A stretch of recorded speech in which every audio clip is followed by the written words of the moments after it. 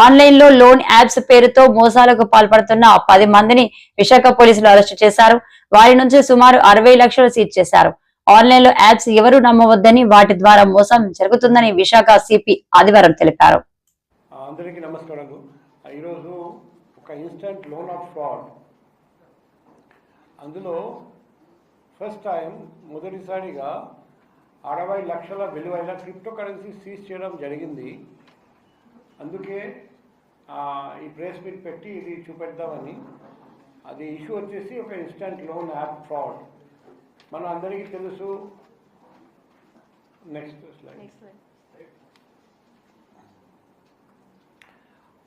ఎవరికైనా అప్పు కావాలంటే మన బ్యాంక్ దగ్గరికి పోతే అప్పు తీసుకుంటే వాళ్ళు రకరకాల డాక్యుమెంట్ అడుగుతారు, ష్యూరిటీస్ అడుగుతారు. అందుకే చాలామంది ప్రైవేట్ మనీ లెండర్స్ దగ్గరికి పోయి అప్పు తీసుకుంటారు. కొందరు ఆన్లైన్ లోన్ యాప్స్ నుండి అప్పు తీసుకుంటారు. అందులో ఆన్లైన్ లోన్ యాప్స్ అయితే 2 రకాల ఉంటాయి. కొన్ని authorised by reserve bank of India, కొందరు unauthorised. Unauthorised loan apps instant loan apps అంటారు. ఎందుకంటే డాక్యుమెంట్ ఏం అక్కర్లేదు, మీరు అడిగినంత అమౌంట్ ఇమీడియట్గా ఇచ్చేస్తారు. కాబట్టి ష్యూరిటీస్ అక్కర్లేదు. అందుకే చాలామంది వెంటనే డబ్బు వస్తుందని లోన్ యాప్ నుండి డబ్బు తీసుకుంటారండి. అటువంటి చాలా లోన్ యాప్స్ చైనీస్ వాళ్ళు, మోసగాళ్ళు వాళ్ళు ఇటువంటి ఫ్రాడ్ చేస్తారు.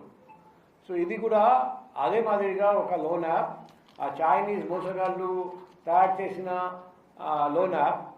So next slide. సో ఈ కేసులో ఏం జరిగింది, ఇటువంటి కేసెస్లో ఎలా జరుగుతాయి? ఇనిషియల్గా ఇమీడియట్గా డబ్బు ఇస్తారు. మీ మొత్తం అమౌంట్ కట్టేసిన తర్వాత అప్పుడు మొదలు పెడతారు, ఇంకా అమౌంట్ కట్టాలి, ఇంకా కట్టాలి. సో అనుకోండి 5,000 డబ్బు అప్పు తీసుకుంటే మీరు 1,00,000 వరకు కట్టేశారు, ఇంకా అడుగుతూనే ఉన్నారు. లేకపోతే నీ ఫోన్ నంబర్ నుండి అన్ని కాంటాక్ట్స్ నేను తీసుకున్నాను, అందరికీ నీ ఫోటో నీ వీడియో మార్క్ చేసి పెడతాను. సో ఈ అవమానం భరించలేక కొందరు ఆత్మహత్య కూడా చేసుకున్నారు మన భారతదేశంలో. ఇక్కడ కూడా అదే జరిగింది. మన అందరికీ తెలుసు, ఒక